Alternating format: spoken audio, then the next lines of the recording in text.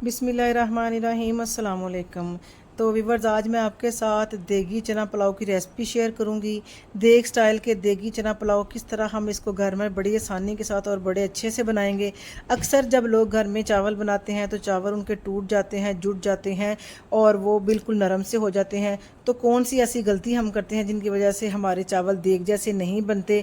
तो जब देग में बनाए जाते हैं तो खिले खिले बनते हैं और देग के चावल टेस्ट और ख़ूबसूरती में भी अलहदा होते हैं। और इस रेसिपी में हम होममेड मसाले का इस्तेमाल करेंगे। बाज़ारी मसाले खाने के बाद, देगी खाने के बाद हमारे मैदे में काफ़ी तेज़ाबियत और जलन हो जाती है। तो चलिए शुरू करते हैं इसको बनाना।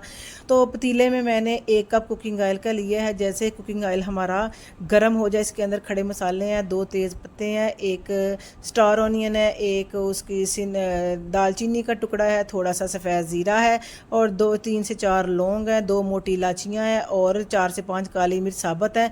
और जैसे ही हमारे मसाले घी में थोड़ा सा गर्म हो जाएं तो इसके साथ ही हमने 1 लार्ज साइज़ का प्याज इसमें ना बारीक कटिंग करके ऐड कर देना है।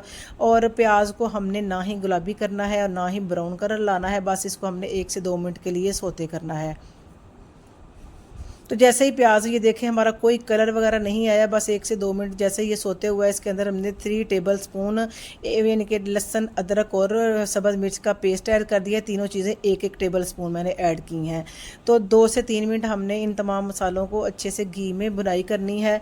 और 2 से 3 मिनट भूनने के बाद इसके अंदर मैंने 3 मीडियम साइज़ के टमाटर थे, वो मैंने स्लाइस कटिंग में करके ऐड कर दिए हैं। आप अगर इसका पेस्ट डालना चाहते हैं तो डाल लें, लेकिन उसके साथ पुलाव का जो कलर है वो चेंज हो जाता है और रेड हो जाता है, फिर वो खूबसूरत नहीं लगता। तो इसीलिए स्लाइस कटिंग में मैंने ऐड किए हैं। तो थोड़ा सा पानी डाल के हमने इसको लो फ्लेम के ऊपर 3 से 4 मिनट टमाटरों को ना नरम कर लेना है। 3 से 4 मिनट लो फ्लेम के ऊपर करके हमने टमाटरों को अब मीडियम आंच कर ली है और फिर से इनको ना अच्छे से मिक्स कर लेना है और सॉफ्ट हो गया। थोड़ी सी इमली भी इसके साथ मैंने ऐड कर दी है और 1 चिकन क्यूब्स है वो भी इसके साथ ही ऐड कर देंगे और चम्मच की मदद से इन सब दोनों चीज़ों को अच्छे से मिक्स कर लेंगे ताकि ये अलग-अलग हो जाए और चिकन क्यूब्स भी अच्छे से मसालों में मिक्स हो जाए। इन दोनों चीज़ों के डालने से भी बहुत ही डिफरेंट किस्म का देगी चना पुलाव बनता है। आप इस रेसिपी को ज़रूर ट्राई कीजिएगा। और 1 पाव चने थे, 7-8 घंटे मैंने चनों को भिगोया, फिर उसके बाद मैंने इनको ना प्रेशर में वेट लगा के 90% मैंने ना इनको गला लिया है हल्का सा नमक डालने के बाद। तो नमक मैंने ऐड किया है चावलों के हिसाब से, 3 टेबल स्पून मैंने नमक ऐड किए हैं। 1 पाव चने हैं और 3 पाव हमारे चावल थे। चावल को भी मैंने आधा घंटा पहले भिगो दिया है। तो चावल हमारे पुराने हैं तो इसलिए नमक इसमें थोड़ा सा ज़्यादा जाता है। 3 टेबल स्पून मैंने नमक डाले हैं, थोड़ी सी कलवंजी डाली है, 1 टेबल स्पून सूखा धनिया पाउडर का ऐड किया है और हाफ टेबल स्पून लाल मिर्च पाउडर का और हाफ टेबल स्पून इसके अंदर मैंने डाल दिया है भुना और कुटा हुआ ज़ीरा। इन तमाम मसालों को डाल के अच्छे से चनों के साथ हमने 2 से 3 मिनट इनकी बुराई करनी है जब तक चने रिलीज़ ना कर देंगे। देखें घी हमारा बिल्कुल अलहदा हो गया और चने अच्छे से भुन गए हैं। तो हमने इनको अब इनके साथ पानी हमने इसके अंदर ऐड कर देना है।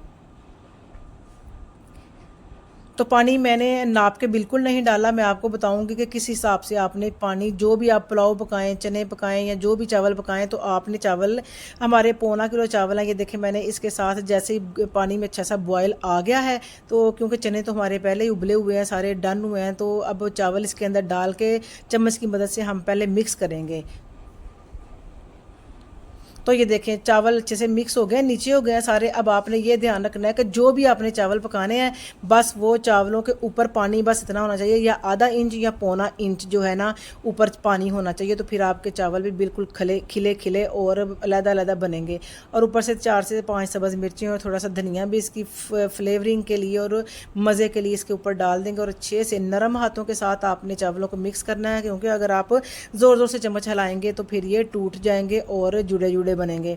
तो पानी को आपने तकरीबन खुश्क कर लेना है। और जब हल्का सा पानी इसमें रह जाए, क्योंकि ये देखें चावल भी हमारे कच्चे हैं हल्के हल्के से, तो अब हम दम में इनको अच्छे से पकाएंगे। तो 2 से 3 पिंच ना फूड कलर की मैंने ली है, उसके अंदर 3-4 टेबल स्पून पानी के मैंने डाल के वो इसके अंदर अच्छे से मिक्स करेंगे, तो फिर ज़बरदस्त इसकी लुकिंग वाइज भी आ जाएगा। तो दम हल्की आँच के ऊपर 10 से 12 मिनट मैंने इसको लगा दिया है। और 10-12 मिनट के बाद ये देखें जैसे ही ढक्कन पतीले के ऊपर से उठा है तो पूरा घर इसकी खुशबू से महक है कुटा है।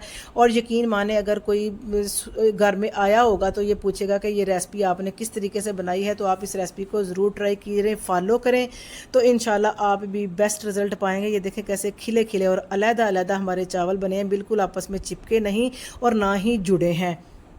तो आपको रेसिपी अच्छी लगे तो लाइक करें और चैनल को भी ज़रूर सब्सक्राइब करते जाएं। तो और अपना फीडबैक भी ज़रूर कमेंट सेक्शन में दिया करें।